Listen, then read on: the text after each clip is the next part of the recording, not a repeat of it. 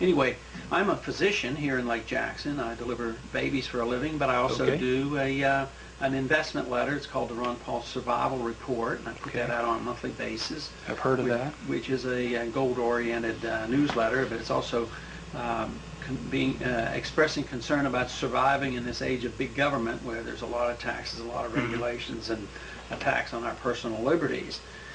But along with that, I also put out a political type of business investment newsletter. It sort of covered all these areas.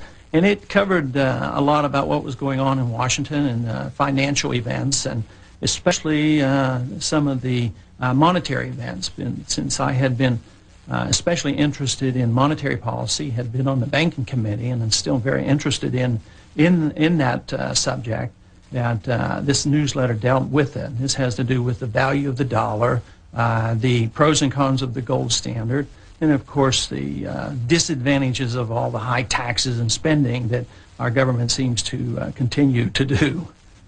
I didn't write them. I disavow them. That's it. But you made money off of them. I was still practicing medicine. That was probably why I wasn't a very good publisher, because I had to make a living. But there are reports that you made almost $1 million off of them in 1993. Oh, I'd like to see that money. So you read them, but you didn't do anything about it at the time. I never read that stuff. I've never read it. I was probably aware of it 10 years after it was written. You know what? The answer is, I didn't write them. I didn't read them at the time, and I disavow them.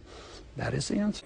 These things are pretty incendiary. You know, because of people like you. No. Come on. Some of the stuff was very incendiary, and, you know, saying that in 1993 the Israelis were responsible for the bombing of the World Trade Center, that kind of stuff. So, Goodbye. All right.